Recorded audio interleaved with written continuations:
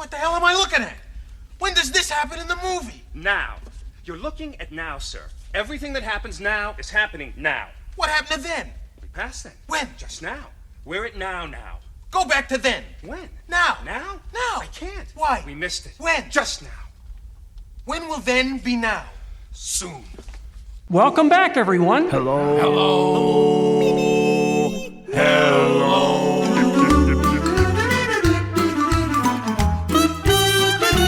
I got scared. I dropped my hot pocket. I'm drinking rum. It's Rum and Nerdy. I'm drinking rum. The time has come. I'm drinking rum. So grab a glass, some ice, your bottle, 'cause we're about to drink some rum. Kicking like I usually do, drinking. I'm drinking rum. Here's Greg and Garrick. Hey, everybody. Welcome to Rum and Nerdy. I'm Greg. And I'm Garrick. And this is episode 5.03, NFL Injury Cart. Why is it the NFL injury card, Greg? I don't know, because I might need one for my ego if the Chiefs lose today. Okay, fun fact, listeners. We are recording 3/4 of this episode before the AFC playoff game with the Chiefs. Yep. And Greg Currently, it's the NFC is going on right now. It's 5:01 left in the third quarter. 5:01. And the Philadelphia Eagles are up 34-23 over the Washington Commanders. Yeah. Washington is staying just close enough behind that looks like they got a 2-point conversion. They're staying just enough behind that it could be a really exciting fourth quarter. It could be, but we're recording, so yeah, who knows? It could be really exciting. Yeah, if Washington pulls out, it's going to be the most exciting fourth quarter in all of the playoffs. Yeah. Otherwise, we're just going to record through it and not acknowledge it as a thing. Yeah. Anyway, but last 15 minutes of the show is going to be after the game, and Greg is either going to be really happy or really sad. Yeah. Which, at this moment, it goes either way. Listening, everybody listening right now knows how the end of this episode is going to go for me. They do, because we recorded this like a week ago. Yeah. Last week Sunday. Oh, it's on Sunday. So, yeah, Sunday. So it's last Sunday. So you all are, at the best, are going to listen to this going, oh, Greg's going to be sad. Or Greg's going to be happy. It could go either way. Yeah, it's going to be like, it's Schrodinger's, fuck that guy, Greg. Schrodinger's sporting event right now. Yeah, it's either going to be like, fuck that guy, Greg, or it's going to be like, ha, I told you, Greg. Chiefs are divisive. It's so stupid. All of the listeners are in the future right now. I feel it's amazing. They already know who's going to play in the Super Bowl. Yeah. Well, they could be listening to this a year from now. They know who is it. What is it? Super Bowl? 58 or 9? 59. 11? Yeah, I don't know. 50-11. I think it's 59. Anyway, yeah, so and it's interesting. Like, it's kind of funny. I saw, like, last week we talked about all the people who were, like, pissed off at Mahomes for flopping. And you go back and look at it, and there's at least one of them, the out-of-bounds one. He started to slow down. He got nudged. He flopped. No. And I've seen videos of every single quarterback on every single team doing the same thing this week. But I mean, flopping is just part of sports now. I mean, soccer does it all the time. And did you see that? NBA does it. NBA does it. Did you see? I think we already talked about it. The video. I think it was a kicker. It might have been the Eagles. It was the Eagles. Their kicker got like some on a punt.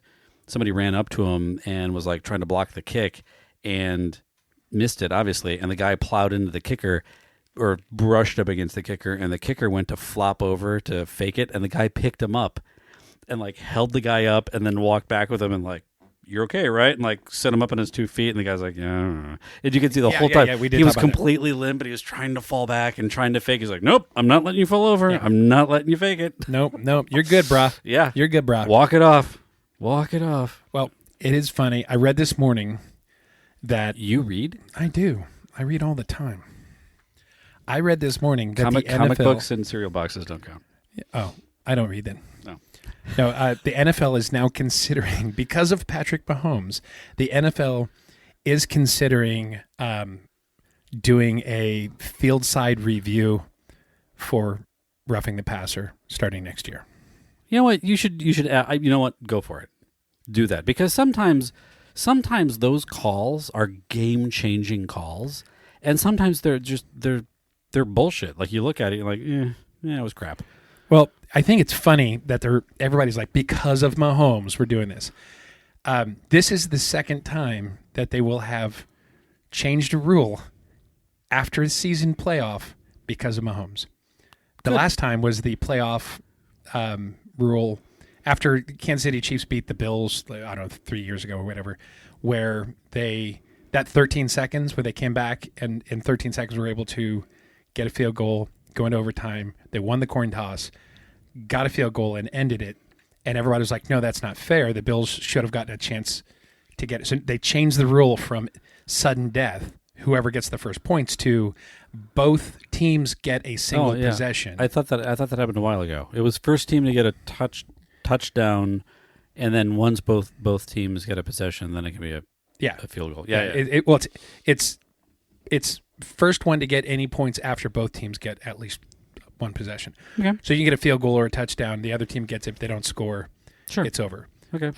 And that happened because everybody was pissed off that Mahomes came back in 13 seconds. This rule is kind of funny. I'm going to throw out some stats. Oh, boy. Roughing the passer calls per 100 pass attempts since 2018. Okay. By percentage. Patrick Mahomes gets a roughing the passer call, again, per 100 pass attempts, 0.636% of the time. Okay. Not 6%, 0.6, so less than 1%. Okay.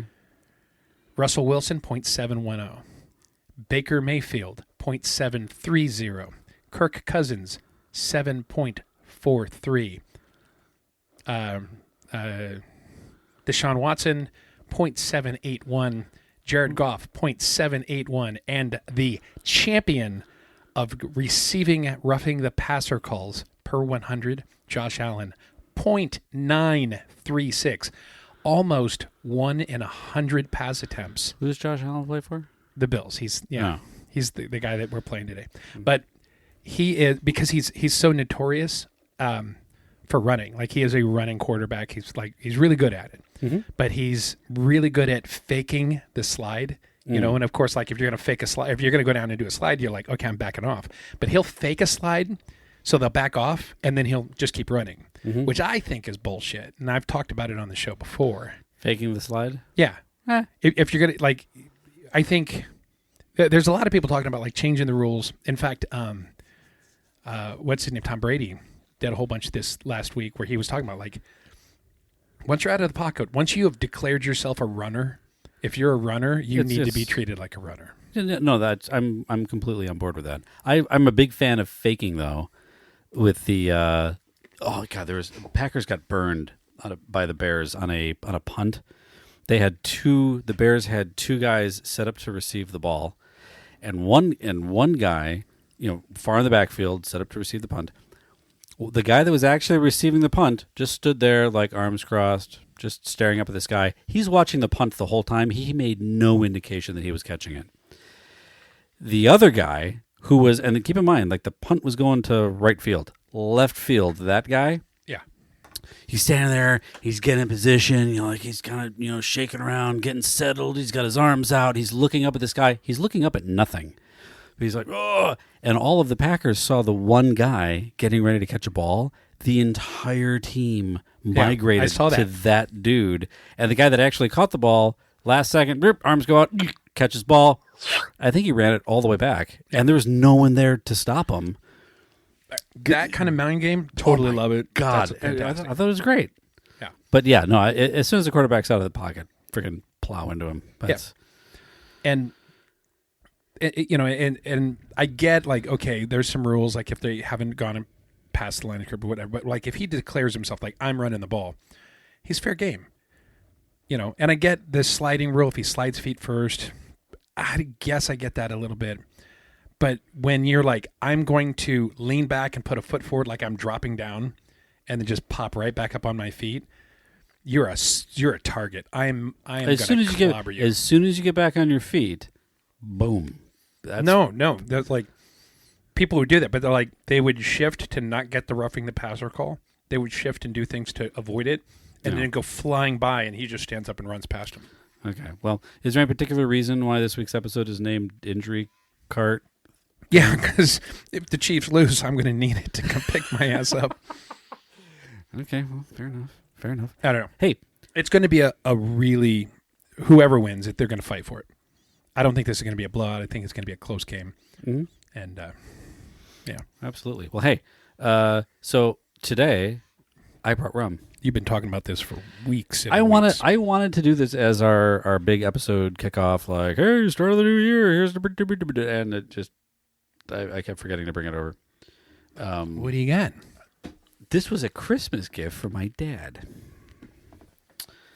Yeah. Havana Club, the special Seleccion de Maestros. So the Maestros Selection Blue Label, the big fancy Havana Club from Cuba. It's got the big Cuban import label on it. Nice. Yeah.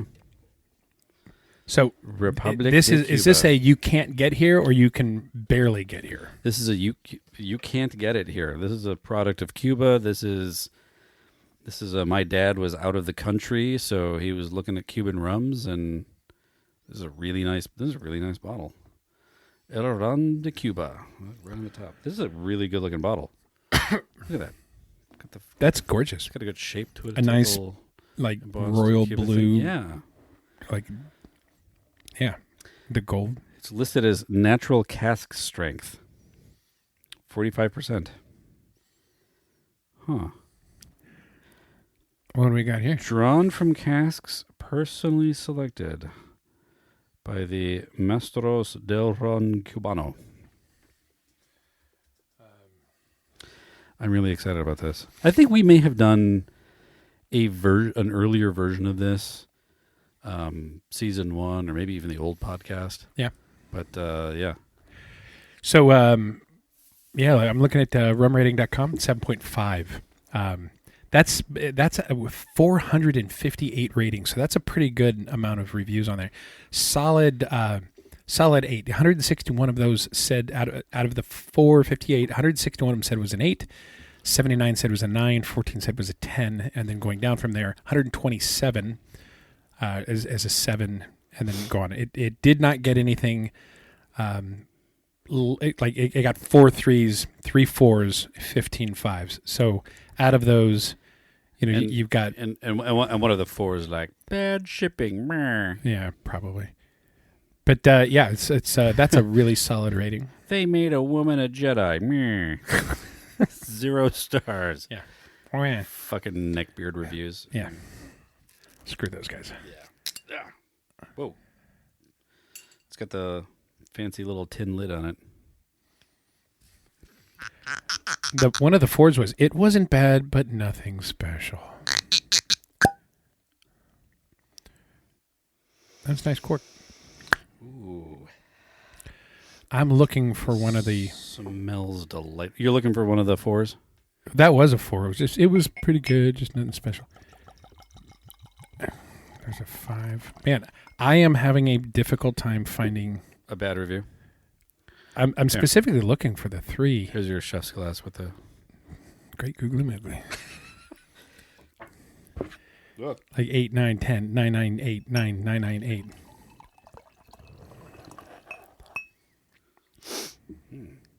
Yeah, I can't. I'm just like, it's just not letting me find one of these. Anyway, I'll switch back over. So for review, we've got the Fat Rum Pirate. What's he got to say? That smells really smooth. It does. Joking aside, Havana Club is an instantly recognized rum brand worldwide, except for the USA. Actually, that isn't strictly true, because although the trade embargoes do not allow Havana Club to be sold in the USA, the U.S. government has kindly let the usual legalities slip and allow Bacardi to market a rum called Havana Club in the United States. I bet Fidel really cares. He still owns the real stuff. It is not the same. You can go to your local liquor store and find a Havana Club rum. It is not. Apparently it's put out by Bacardi. I didn't know that. It is. It is put out by Bacardi, and it is not Havana Club's recipe at all. It's Bacardi. Seleccion de Maestros was to all intents and purposes, formerly called Cuban Barrel Proof. I'm not entirely sure of all of the changes made between the two rums, but Seleccion de Maestros replaced Cuban Barrel Proof, which is no longer marketed, as the company's premium offering. There are more premium, upwards of $150 per bottle, Havana Club's rums available, such as the 15-year-old, but as far as the average consumer will go, this is where the brand is likely to end. What does he say? It is a very inviting rum. It certainly has the wow factor. Guests will be eager to try this rum, so be warned. When opened, the rum gives a loud and satisfying pop. As we heard that. It's a really good. That was a great cork. Yeah. Poured in the glass, the rum shows itself to be vibrant amber gold color. It is slightly lighter than the 7-year-old. Nose is light. You noticed that. Unlike previous Havana Club rums, it is not as oaked. Its nose is much fruitier. I am relieved to say that the dreaded tobacco petrol profile is so overtly apparent in the Añejo Especial is nowhere to be found. Yeah. So there you go. Onto the tasting. It probably goes without saying that this is primarily a sipping rum. Even a dedicated rum and cola drinker such as myself recognizes this. At 45%, I was expecting a little extra punch to the rum, maybe a little extra burn or heat to the drink. Not a chance. Seleccion de Maestros is such a well-blended and well-balanced spirit that its smoothness shines through. Thank you, Rum Pirate. This is That describes it exactly. Yeah. That almost so much more fruity notes. It very smooth It is ridiculous for a 90 proof. Yeah. Like I'm gonna put a single cube in it to open it up. Yeah. Not because it needs it. Some rums you need it to tame it, drown it out, get rid of the burn. No. This is approaching the whiskey snub eyedropper maneuver. Yeah. Oh man, this is so good. This smells fantastic. Whoops. That was a little more splash than I wanted. This may I? No. This what, you want a cube too? Well, we gotta be on the same page while we're talking about these things. I tell you, this one would go on my permanent stock. What do you think? Oh, it's delicious. Oh, it's a near perfect rum. Yeah. Highest marks. Do not put soda in this. Yeah. This is a rum. There's very few rums that we've had where I'm like, oh yeah, if you put Coke in that, I'm going to be really pissed at you. I'm not even going to try it. No, God no. Experimenting ends here. Yeah. And any of our longtime listeners, like, we'll always at least try it. This rum is so good that would be sacrilege. Yeah. No, thank you. Yeah, this is Coke on the side, separate if you want a palate cleanser. But holy cow! I'm really glad I saved that. I say that like it's been on my shelf forever. No, but I'm glad. Thank you for bringing it and sharing it with me, because you totally could have opened that and said, "I brought this bottle that I previously opened," but you didn't. No. You got to do it together. Got to go in cold. That's the whole deal. Yep.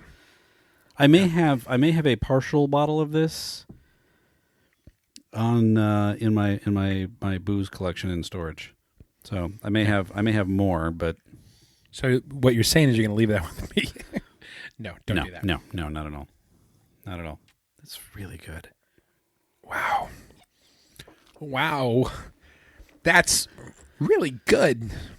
So there you have it, listeners. If any of you are traveling outside of the legal United States, pick up a bottle of Havana Club. Yeah. Seleccion de Maestros. So, speaking of all this and traveling, I'm hesitant to tell you this. Oh, boy. So, a couple weekends ago, Sandy and I did a date night in Winter Park. Okay. Down on Park Avenue, like I right know. Across by, it's so everybody else knows. Oh, all right. Like I know where Winter Park is. But it's the place we went was like right across from the main arches entrance to Rollins College. There's a 7-Eleven, and then there's a little strip there. And we went to the sushi restaurant. Okay, not the BurgerFi. No, cross street, other side of the street. Yeah, I'm familiar. I know it. And I don't remember the name of the sushi place, but it was fantastic. But we just we wanted to go walking a little bit, so we went early, about an hour and a half beforehand, just walked and window shopped. Really great non sequitur. Non sequitur. Yeah, dun, dun, dun, dun. We still need. Hey Dave, we still need like a hot button non sequitur. I think he made that. Did he? He did. He did make it. You Dave, need to add it. Apologize. You need to make it to the hot button. Yeah, I'll work on that. Where have you been? Oh my God, I'll work on that. But we went into an art gallery that had the artwork of Dr. Seuss. Oh no shit! Which was really cool.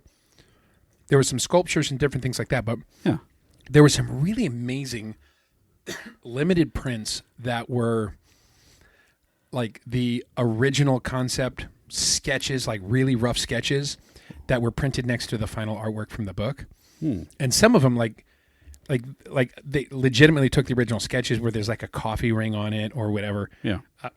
Really, really cool to see the juxtaposition of him doing a layout. There was Green Eggs and Ham. Apparently, he wrote Green Eggs and Ham to win a bet because he was like, somebody had said, you couldn't do a whole book in under 50 words that was successful. And you saw in the corner, he was writing the total number of words. And they're like stories of this. So that was really, really fantastic.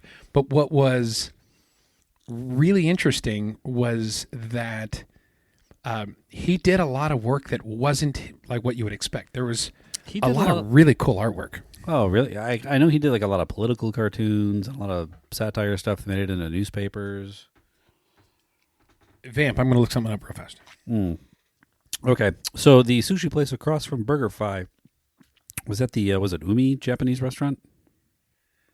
Or was it Fish? Umi? And was it Fish and Company? No, it was like Umi. Yeah, Umi. Yeah, Umi. Yeah, that place was freaking great. Umi. Oh, right next to Bonsai Tea. Been to Bonsai Tea most recently. That whole Park Avenue thing is really, really nice. There's a bunch of really high-end restaurants and stuff down there. Okay. So you have this is called ooh, cats. Yeah, That's this creepy. is That's creepy as fuck. One of his faces is Plethora of Cats. But there was another one that was done as I think it was like an investigation of cats or what. I think this is it. But Plethora of cats. Yeah, so there was one that he did just because he was playing around with it. Mm-hmm. And what's really cool is that this one, Plethora Cat Study. Okay, unframed. Right? Yeah, so, but he like they had a viewing room. They had us go in. 40 inches by 20 inches. That's weird. And freaking gorgeous work, but in low light with a little bit of black light, like they popped. It really like they were, and it wasn't intended to, but it just, the cats really popped. Like this is lick the back of your ticket and have a trip while you look at this thing.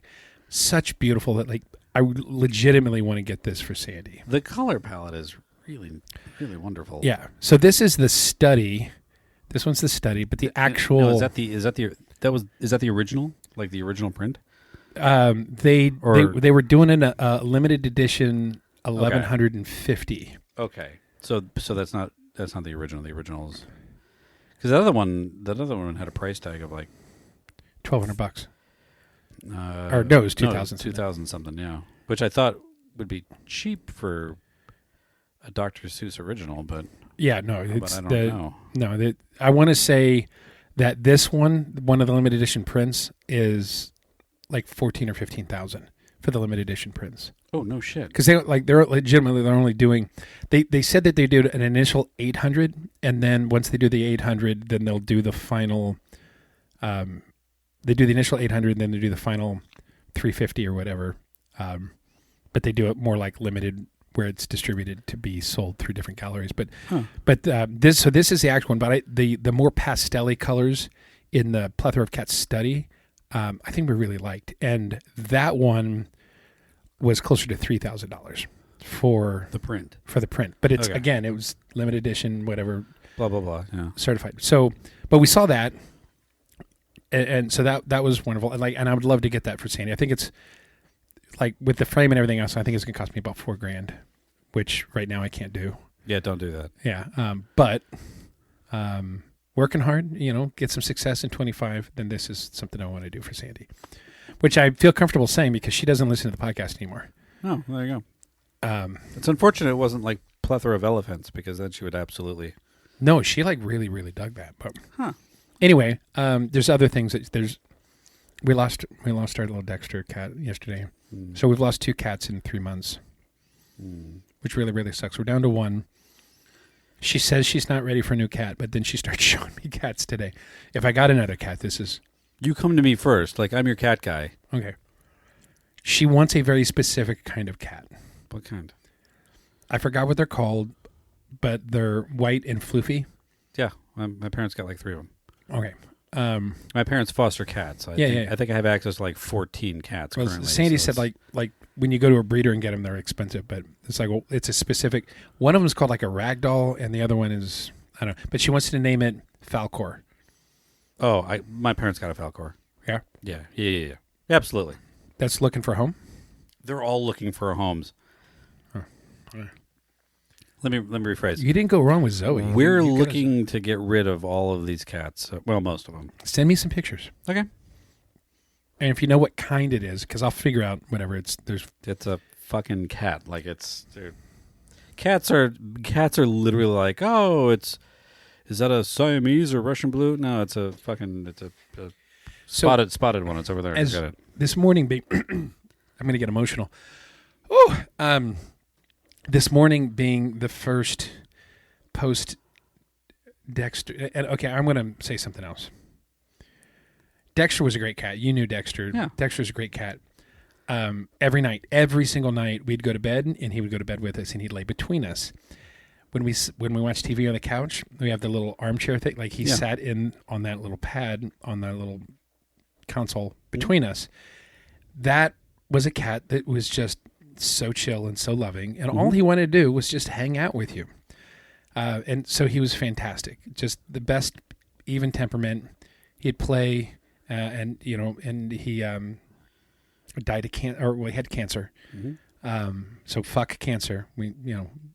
Fuck cancer. We hate that. Sorry for the language, but I'm not sorry. Fuck cancer. Anyway, so Dexter had wet food.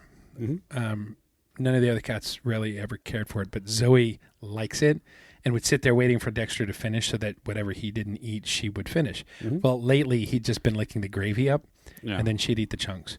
And generally we'd take it away because we're like, no, Dexter needs this because he needs to keep some weight on. Yeah.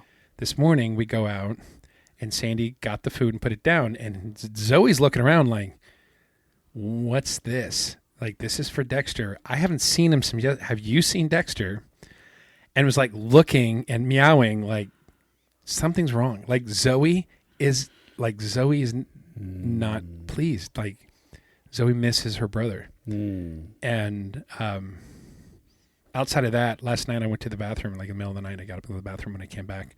I saw Dexter on the bed, and I went back. I had my phone using it as a flashlight because I hate stubbing my toes, and I do. Yeah. But it kind of like I did a double take and he wasn't there.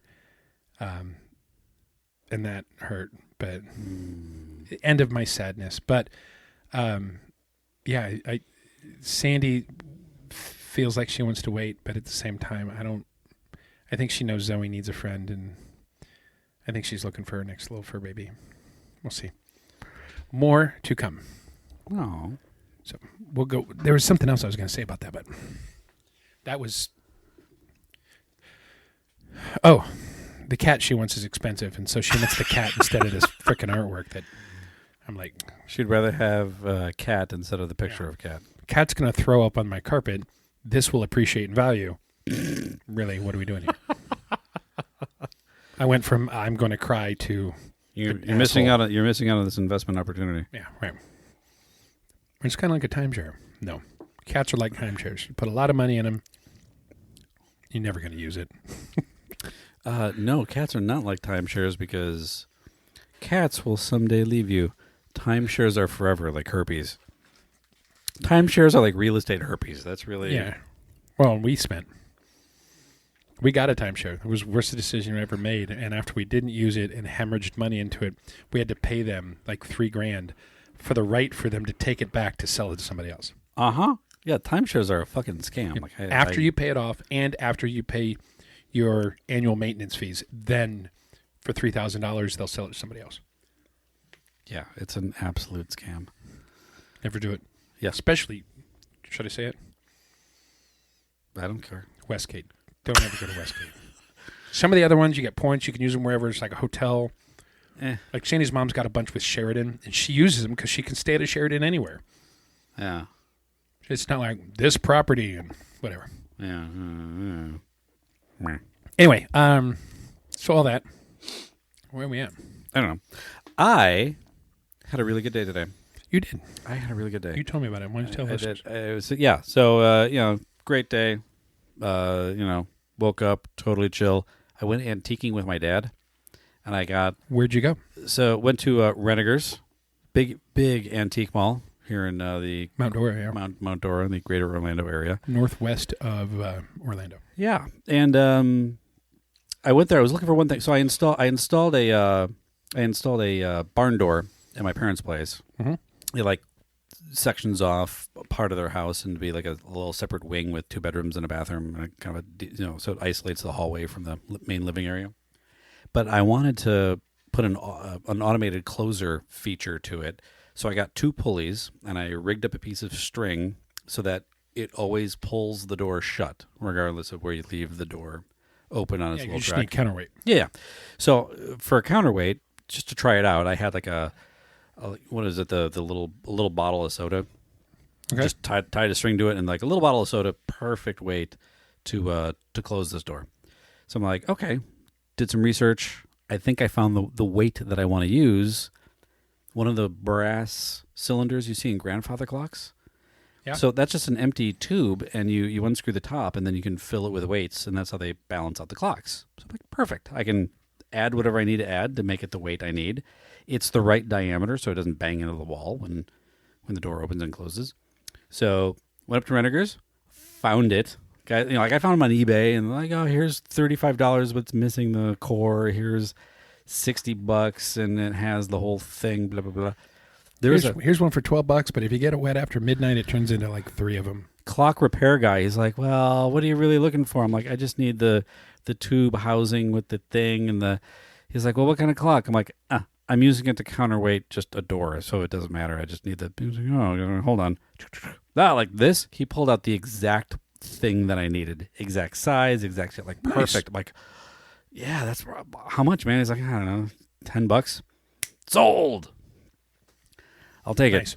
So, you ever been up to Extravaganza? It's Renegers. They do it twice a year. Oh, yeah. I've been there with you. To Extravaganza? Yeah, looking at old records and stuff.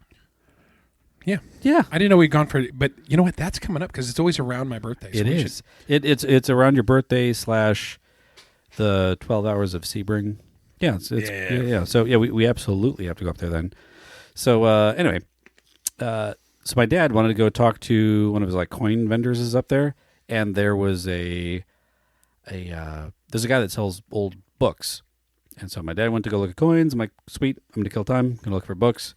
Always check the shelves to see if they have a first edition of Hunter Thompson's Fear and Loathing in Las Vegas. I'm still looking for a first edition of that.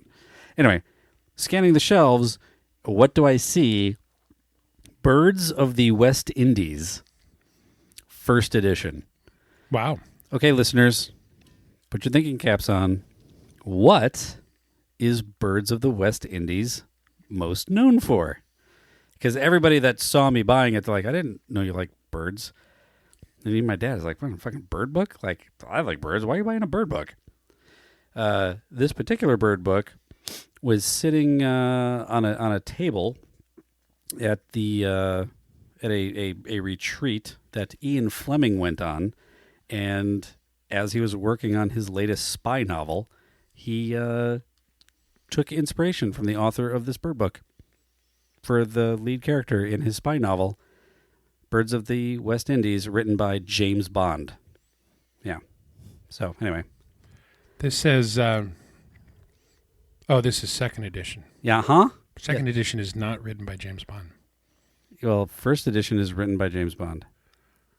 Does it look like this one? No, you're on Amazon. You're not going to find this on Amazon. You go to eBay. You can find them on eBay. I saw one on eBay. You can still like. You can get used books on Amazon. That is true. But this one's special. Anyway, so No, this is it. It's a reprint, but Birds of the West Indies by James Bond. Oh yeah, there you go. It's just Newer paperback. Yeah, paperback. Not This is a the- hardcover dust jacket. Like, This one was printed in 2015. yeah, not even close. That's cool. So yeah, Oh, did it look like this? The Field Guide of Birds of the West Indies by James Bond. No, mine did not. Anyway, so I thought that was a win. That was a fun win. Awesome. Yeah. Yeah. So and then you sent me a picture of a trophy. Oh yeah. Was it a telly? It was some weird daytime television award thing. It's one of, every now and then at those strange, rummage sale orama marketplaces, you'll find really weird awards, and one of them, I think it was a telly. It was like a daytime television award for some mid-90s soap opera or something. I saw an Emmy once no, it wasn't an Emmy. It's Golden Globe. I saw a Golden Globe. At a what? At a garage sale? Yeah. It was like some kind of a market thing like that. It was up in Chicago. You're holding it and you're like, wait, what? I feel like somebody would have wanted to have kept this. Like, okay. I would have bought it. Yeah, I was in high school and they wanted like $250 for it. I would have figured it out, man. That's cool. I'm like, I have an Emmy. You won an Emmy? I have an Emmy. What do you win for? I have an Emmy. I have an Emmy. Well, what did you receive it for? $250 at a Chicago garage sale. Yeah, it was the category of people that have $250. Yes. And the award goes to right place at the right time with $250. Which is how I now have a Birds of the West Indies book. Right. Well, that wasn't $250. Oh God, no! I picked it up for like $30. Badass. I know. I was like, I picked it up. I'm like, I don't need this. I put it back on the shelf. Now I should. I'm gonna regret not buying this if I don't do it, and not having regret is worth $30 to me. So I went to pay the guy, Steve, the nice man that runs the shop. And it's like, oh yeah, this is a fun book. I'm like, yeah, it is. It's like, I just brought it in like this morning. You're probably the first person to pick it up. I'm like, holy shit. Now I feel even better having just bought it. Right place at the right time. Yeah. Anyhow, you're just cruising Amazon now looking for. I am. I'm trying to see if Fear and Loathing in Las Vegas, the Criterion, that's the movie. Yeah. There's a lot of movies in there. Book. Fear and Loathing, The Savage Journey, The Heart of American Dream, Hunter S. Thompson and Ralph. Yeah, but I'm looking for a first edition. I'm a big fan of first editions. For some reason, a lot of the old books that I read, I want that vintage experience. I want the smell of the old paper. I want the feel of the old paper. Oh yeah. Just there was the there's a I think the last one I got was on the Pendergast machine. Yeah. It was like the Rise and Fall of the Pendergast machine. Because I ended up buying that same book that was supposed to be signed, and then it showed up and it wasn't. Bait and switch. Didn't you buy it on Amazon? Yeah. Fuck you, Amazon. Well, it was an individual bookstore seller, and I reached out to him, and they're like, send it back. I'm like, no, I want the signed one. Yeah, we don't have that one. Man. Yeah.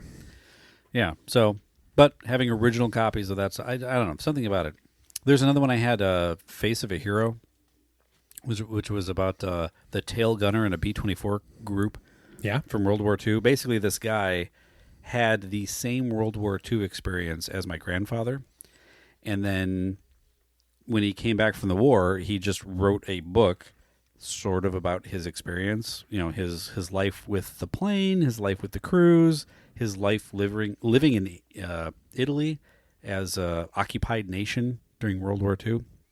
And it was really interesting because, you know, my grandfather had that same experience, but he never, you know, he wouldn't talk about all the kind of the gritty day-to-day things. And this book got into a lot of it. It was really kind of eye-opening. And boom, first edition. How fun is that? So, speaking of books, Yeah.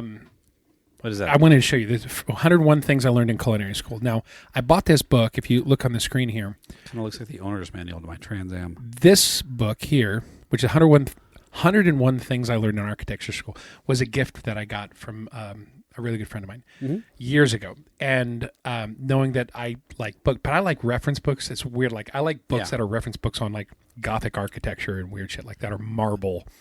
Yeah, you have some weird concrete books with samples in them over there. Yeah. So this had like they got me this book that's on the screen. 101. I've loaned this book out 4 times and I've only gotten it back twice. I currently don't own this book because I don't get it back. It's such a badass little book because it talks about architectural layout, just Stop little lending things, your shit out. right? But it's a fantastic little book, and it's like it'll be like little things. Like how to like this particular one I got just to go into it. It's like I saw that there's a whole series of these. Huh. This one's 101 Things I Learned in Culinary School. So they're the architecture. Here's the whole set. 101. I'm not going to repeat the 101 things, but 101 things I learned in psychology school, in fashion school. It's in the same place as the dual shower head for couples. It's on my wish list. Yeah, because that's a really cool shower head. Anyway, fashion school, in law school, in urban design school, in engineering school, in architecture school, in advertising school, in product design school, and in business school, 2nd edition. Oh, and then in film school. That's another one that I'm going to get. So this one that I got first was in culinary school. You know I like to cook. Yeah. And it's just like little things, like a grill is not a grill, and it's different pans and why you would use different pans, or just, you know, like terms, or here's a little bit by Anthony Bourdain and about having your stuff set up in your kitchen. But it's just little, like the whole thing is just little lessons at a time. Yeah. And in the architecture one, I can't tell you how many little things about space planning from this tiny little book, just to look and like about non-symmetrical spaces in design and so many little things. So my intent is that I'm going to, whenever I have an Amazon order, I'm just going, because they're like, you know, $10-12. Every time I do an Amazon order, I'm going to throw one of these books onto that order. Ooh, that's a really good idea. And gain the collection of these books. That's and a really good idea. I stop lending them the fuck out. Well, I'm going to share them with you. Okay. Because some of them, like the architecture one, like as soon as I get it, I'm going to let you borrow it to flip through it. Because on design and layout, like there's so many really good lessons that we would use. So many of these things, you know, film, architecture, engineering, law, business. There's so many little things, and the way it reads as these incredibly impactful kind of little bits of knowledge. Yeah. That is so, it's set up in a way that's so easy to consume. This is a perfect coffee table book. This is a perfect, like, you know, I'm going to go take a crap and I need something to read for this 7 minutes I'm going to be sitting here. I'm going to learn about cooking pans. Yeah. Reading a wine label. Like little things, 10 mistakes of the inexperienced cook. Little things like that. And Making the whole thing of spaghetti. yeah. Never make the whole box of spaghetti. I want to say, and there's something that's been very impactful to me, that the architecture one, that there is one in there that's like the Chinese symbol for conflict is a mixture of the symbols of opportunity and resolution, or something like that. And that's not exactly what it is, but it's like yeah. No, I know the phrase you're talking about. Yeah, it's opportunity and something. Or it's something and opportunity. Yeah. Yeah. So it's such a great little bit of knowledge, little tombs of knowledge. So I'm gonna like collect all of the books. I didn't know until recently because I was like, I need to replace that book, and I when I looked it up. Who did you lend it to? We should go bust some skulls. I don't know. I lend it out so many times where like somebody would be like, blah, blah. I'm like, you know what? You should read through this because there's so many little bits of inspiration that helped me learn more about myself and learn more about the design process and space planning. You should read this. And at least one person I had remembered I loaned it to who were like, this was so good. I lent it to this person. And then I'm like, that's fine. I'll replace it. It's a $10 book or $12 now. But it's like totally worth having this book. It's inflation. Yeah. Oh. Anyway, since you brought up books and it was sitting here because I just got that 2 days ago. Cool. I thought I would share it. Well, that's awesome. Anyway, we're at the 45-minute mark. We are 18 minutes from the start of the AFC Championship game. Dun, dun, dun, dun, dun, dun. We'll probably in post add some sort of Monday night. Dun dun dun dun Dun, dun dun, dun dun, dun dun dun dun. Burn. Yeah. So we'll be back, and I'm either going to be really pleased or real quick. Did the Eagles win? Buddy of mine at work is a big Eagles fan, so I have to. If I need a shit talk tomorrow, I need to start preparing. refresh. Yeah. 48-23. Wow, that game ended boringly. Yeah. Well, Washington was at 23 last time we looked at it. But last time we looked at it, there's been 14 additional points in Philadelphia. We're looking at a game that has 71 total points right now. I think anybody that picked the over in the over-under did well. Yes. Yeah. But did they cover the spread? Oh. Eagles were favored to win. I should hope so, yeah. Their defense are playing like mafia enforcers. Number one, which is fine. Please don't come after me, mafia. Number one defense in the league, and it shows because holy shit. Yeah. We lost to them twice this year, so well played. Like with the way their defense is, we didn't deserve to win against them. Well, hopefully, Chiefs are playing them in 2 weeks. Hopefully, there's only 2 more football games of the year left. Which is sad. I freaking love 2 more football games, and then Typhoon Tommy can listen to the show without cringing. This season has been the first season where Sandy and I legitimately regularly watch teams that aren't the Chiefs. Where we're just really and we'd watch Green Bay games for you. Yeah. But we'd this is going to be a good game. We might want to watch this because it's, that's how my mom is. It's crazy. I actually watched my we were all just sitting on the couch the other day, and Maddie was like, I want to watch my show on the TV. And we're like, no, if you watch your show on your tablet, but, there's football games on TV, and we're watching the football game.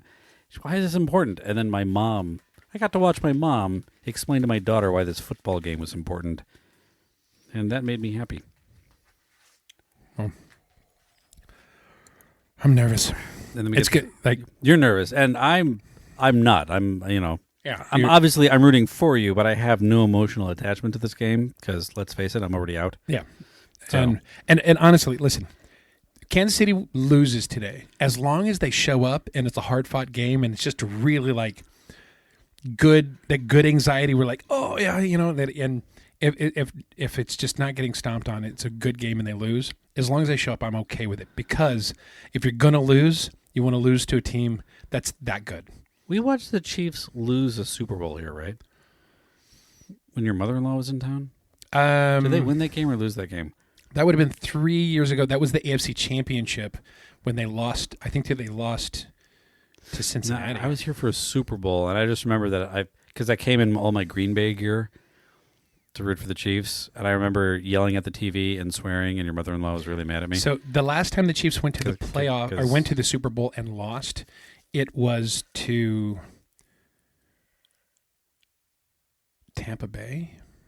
Yes, that game. I hated that game. That was a shit game. Because since Mahomes went to the AFC Championship and lost to the Patriots, and then the next year beat the San Francisco 49ers, the next year lost to Tampa Bay, the next year made it to the AFC Championship but not the playoffs, and then won the last 2. It was the Tampa Bay loss, yeah. Yeah.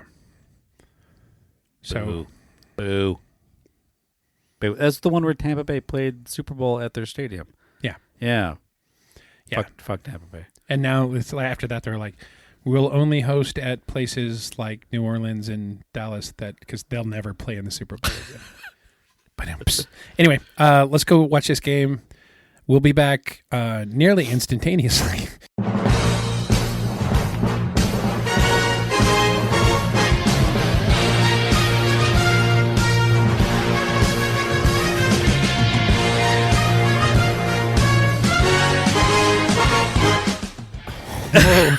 And the Chiefs are going to the fucking Super Bowl. Oh my God, that was a good game. So, and here's the thing. Yeah. Even going to 3 consecutive has never been done. Really? Whether they win or not, that's what Sandy had saw pop up. I'm assuming it's correct. It was on the internet. Internet doesn't lie. But no team has ever gone to 3. So no matter what happens, they just made history. And what a game! That was a really good game. Like all of the anxiety, the things that you don't want, but you're like, that's what we live for. That kind of anxiety and excitement, the down to the moment. I tell you, Buffalo played their ass off. Chiefs had that turnover, or not early, it was the second half, but the handoff fumble. There were some crap plays. Like it was not the cleanest football ever. Lombardi would be doing some yelling, but the good plays were good. Good plays were really good. At the end of the day, like it wasn't that the Kansas City Chiefs coming back with 13 seconds. It was definitive. It was clean at the end. Mm-hmm.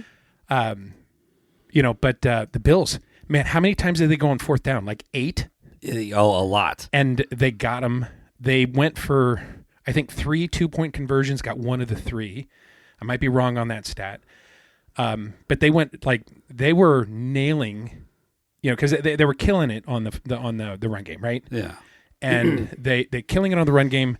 They and because they were doing it, their 4th down was always like 4th and 1. Or 4th and less than 1. I mean, it was right there. That one play where the 2 line judges came in and they were like, one was ahead, one was behind. Yeah. And went back to replay and they placed. But the replay before they went to break, you could see, because the previous one was when Allen dropped the ball. Yeah. And got it back. But that one, like right at the last minute, if he had extended, he might have gotten it, but it really would have put the ball at risk again. And at the last minute, he kind of turned and tucked to protect the ball. And the turning and tucking pulled it away. Like from he had the hoped line, he got it, but he had to protect. At some point, he had to make the decision to protect the ball, and they didn't get it. And the Chiefs scored on that drive. So that was pretty awesome. So exciting! What an exciting game! That was a really good game. No matter who won, that was an exciting game. The Eagles game was a blowout, but this was a fun game to watch. Yeah. Yeah, you never wanted to, like, that the end of the game, you never was like, I got to go pee, I'm going to hold it. Yeah. I got to do this, I'm going to hold it. Yeah. And, so first time someone has been to the Super Bowl 3 times. Yeah. That's in the post-merger era. Oh, yeah. Era. Because Green Bay did it in 29, 30, 31, and 65, 66, 67. Yeah. So, but yeah, that's pre-Super Bowl. Yeah, I think that's when they played in their underwear there. They didn't even have pads. Those guys were fucking brutal. Yeah, it was basically rugby, but you could throw it. Okay, so here we go. The stats of this game. First downs, 22-28 towards the Chiefs. Passing first downs. That's not right. Here's what. Third down efficiency. Buffalo on third down, 5 of 14. That killed them. Chiefs, 5 of 9. They did much better. But here you go. Fourth down efficiency, 4 and 6. They went for it 6 times, got it 4. Those 2 times, one of them was their final drive. Mm-hmm. Huge game changer. And Chiefs, fourth down, went for it once and made it 2-2-2, total plays, total yards. Pretty even. Buffalo had 374. Chiefs had 368. So they were within 6 yards. Total drives, Chiefs had 10. Buffalo had 9. Yards per play, average, 5.5 against 5.8 for the Chiefs. Completion attempts. Buffalo had 22 of 34. The Chiefs had 18 of 26. Sacks and yards lost. Buffalo was sacked twice for 10 yards. Chiefs twice for 12, so pretty close there. And let's see what else. Penalties. I thought it was a fairly clean game. It was. There were 6 penalties for 48 yards for Buffalo, 5 for 21 for the Chiefs. One turnover. One officially had one turnover, and that was the Chiefs. Time of possession. Buffalo actually had it for 32 seconds longer. Well, 30, technically a minute longer, but yeah. So the stats that really really even, well matched, and really even stats mean it was a really even game. That was fun. That was absolutely fun. And let me just tell you something. For all the conspiracy theories out there for Super Bowl licks, LIX. It's red and green. It's Eagles and Chiefs colors, and I know that the yellow is throwing people off because like, oh yeah, green and yellow, it's gonna be Packers. The yellow is part of the Chiefs. Like it's still Chiefs and Eagles colors, which I think is fun. So yeah, but even in that, yellow's a wild card when it comes to it's a colors. highlight color. It's a highlight color. Yeah, it's red. It's red and green, baby. Yeah. So anyway, amazing game. There was a time I was like, I'm gonna have to go up there and like suck it and just be like, okay, well, at least it was a good game. There was a moment around halftime where you were kind of like, well, it was right after because we went into halftime up by a touchdown, and third quarter was not good to us. Like it was not like, at all. No, I was texting people. They're like, I bet you're sitting next to Greg right now, and he's probably pretty miserable. And I looked over and I'm like, ugh. Like, and it's who was it? Who was checking on you? It's or not who was checking on me through you. It's not even the like, hey, do you need a drink? Like miserable. It's the I'm not gonna fucking talk to him at all right now. Like, we're gonna let this go. Like I'm gonna sit on the couch and continue to catch Pokemon until this game turns around. Who was checking on me? Who was like, listen, you gotta tell me. It was Karen. Oh, that makes sense. Yeah. Hi, Karen. Hey, Karen. Chiefs won. Yay. And there was much rejoicing. Yeah, there was a moment. Yeah, you could cut the tension in that living room with a knife. Yeah, or Chiefs rallied, or some Cuban rum. Yeah, I was texting with our buddy Josh. Yeah, also from Kansas City. From Kansas City. And TEA friend Josh. He is oftentimes a pessimist, and he was just like, "Oh, if we don't score here, we've lost the game. If we don't, it's like if we don't stop on this drive." And I'm like, "Dude, it was the Chiefs. It was there's a lot of. Like, it was hilarious listening to the other side of your text conversation with Josh. Yeah, like you'd be sitting there watching the game, and then you'd hear "da-gunk," and you look over, and it's like, "Damn it, Josh! I know I'm watching the game.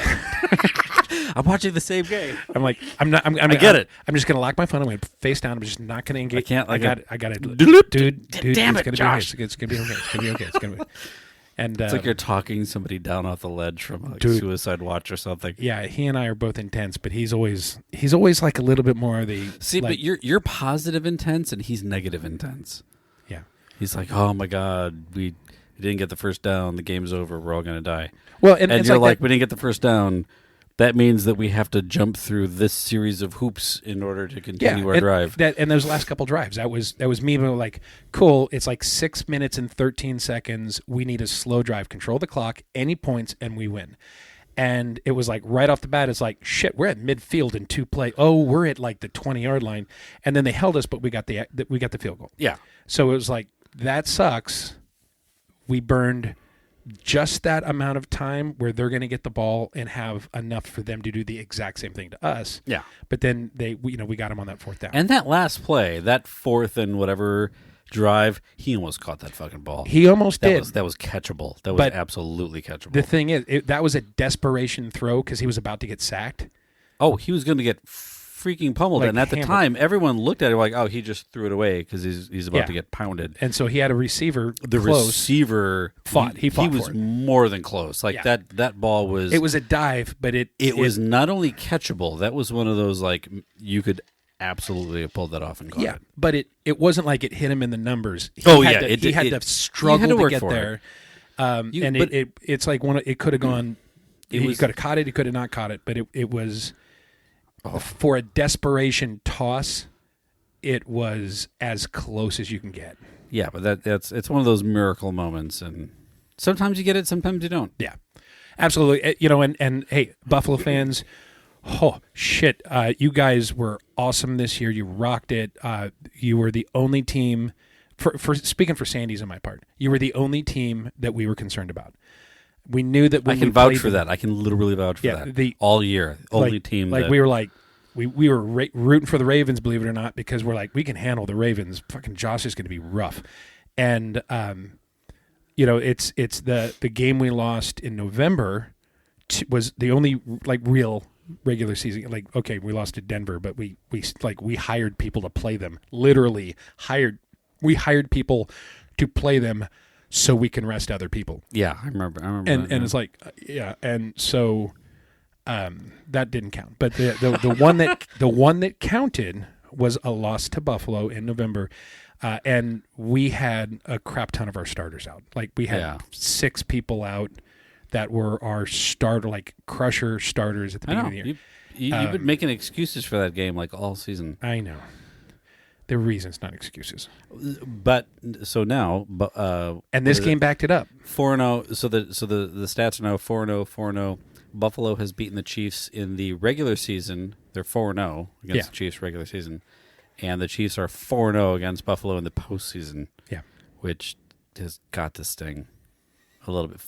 Yeah, because postseason's where it counts. Because, I mean, regular season, you make it into the playoffs, that's when you can't win. But a couple other stats. Officially, Travis Kelce jumps to... he said like he had 2. I think he was tied for some stat with Jerry Rice and pulled ahead by 2 receptions. Mahomes passed. I think it was not Dan Marino. It was what's his name from the 49ers? Joe Montana. I think Joe Montana might have been the only one that. And last week he had tied him for the second most postseason wins. This puts him ahead. So he's solidly the only passer or the only quarterback that beats him on postseason wins is Tom Brady. However, the point that Mahomes is now with his wins is where Brady was at like 36 and Mahomes is the 28. Yeah, that's crazy. So that is crazy. Yeah, Mahomes is definitely poised to overtake him. He's still. Even if they win this year, he's still got like 3 rings to go to tie Brady. Yeah. But Brady played till he was like, 44, 45? Yeah, something like that, yeah. So I thought Brady had like 7. He had 7, yeah. Yeah. Mahomes has 3. So if he wins this, he'll be 4. He'll still need 3 to tie him. Okay. But totally doable in that career. Mm-hmm. But I think if Mahomes wins this one, if the Chiefs win the Super Bowl this year and gets the 3-peat, I think there is a solid argument for the GOAT. He's done things no one has ever done. And all the stats that everybody he hasn't beat yet, he's beat them in years to that goal. No. So we'll see. He's definitely on track. Super excited. Anyway, that's the post-game wrap-up. You saw it. You all watched, You saw it a week ago. And Tommy, I'm sorry, you're going to have at least one more episode to deal with. Oh, my God, yeah. But you know what? Because this is an automotive themed year, we're going to throw in a Formula One episode for you. Dude, yeah. Dude. We'll talk about how Formula One fans, all of the Ferrari fans, have to suck it up and root for Lewis Hamilton, and all of the Lewis Hamilton fans have to suck it up and root for Ferrari. And I'll have to learn who those people are. Yeah, there you go. Yeah. It's hilarious if you think about it. It is. Anyway, yeah, hey, I know you need to get out of here. It's after 10 on a work night. So, Dave, Martin, thank you, brother. We love you. DemoDavePro.com. Check us out on our website, rumandnerdy.com. That's rumandnerdy.com. Social media is also at rumandnerdy. And email. A-N-D. Oh, yep. And email show at rumandnerdy.com. That's SHOW at rumandnerdy.com. Are we going to do our next week? Are we going to do our Ask Rum and Nerdy? I think we need to. I think it's time to do that. We put it off long enough, so we'll do Ask Rum and Nerdy again. Any last minutes? This is the week you have to do it. So make sure that you get it in sometime before around the 26th of January. Just get it to us so we can incorporate it in. I got a nerd question for you, Nerd Nation. Which would you rather travel by? Warp speed or faster than light? FTL travel. Which one? That's an easy one. Pick one. Yeah. I want to see what the listeners say. Okay. Which one would you rather be? And FTL or warp? Don't Google it. Just go by what you think it. You can Google it if you want. I'm just saying, which one would you rather participate in? Okay. Duh. Right. Cool. Well, we can add that to the Ask Rum and Nerdy. Okay. If somebody we're going to ask our own questions since you motherfuckers aren't. Yeah, there you go. Boom. Yeah. Tyler, get your mom to ask us this question. Not you, Tyler. You already submitted a question. It's on the list. But your mom. And your dad. Hey, get a cousin. I don't care. Or co-worker, fellow student. We need 2 more questions. We need you to poll the greater college campus. Yeah. And be careful there. Apparently it's going to snow in Gainesville. Or it did. I don't know. It might have been an old text. Yeah. I don't know. Hey, God, what a good game. Thanks, everybody. Stay warm, Nerd Nation. To be the champs, you have to beat the champs, and we ended up. They're piling into Arrowhead, rocking all that gold and red. The banners hung, the boys all got their rings. The last one took us 50 years, but we're loaded up. The gang's all here, and that trophy is staying right here in KC. This ain't no other season here in Chiefs Kingdom. So run it back for the boys from 69, back for the fans on 12th and Vine. Run it back to back and raise it high. We ain't here to tip the cap, ain't no time for a victory lap. No, we came to run it back. You play in front of Arrowhead Stadium like this every single AFC Championship? You kidding me? Kansas City! Feel it coming in the air, yeah, try to keep up if you dare. Just listen for the banging of the drum. You blinked and we just scored, and even if we spot you 24, look out for Kansas City, here we come. We'll leave you on your knees saying, hail to the Chiefs. So run it back for the boys from 69, back for the fans on 12th and Vine. Run it back to back and raise it high. We ain't here to tip the cap, ain't no time for a victory lap. No, we came to run it back. What a goal! What a goal!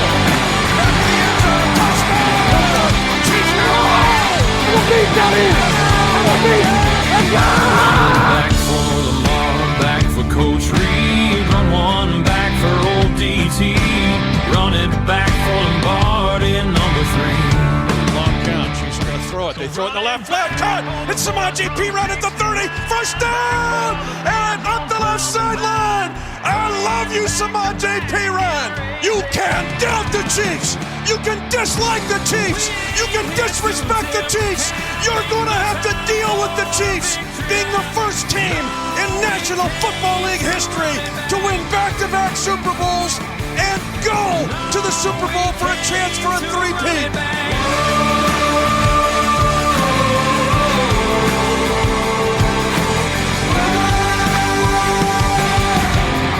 If you're not a Chiefs fan, that's okay.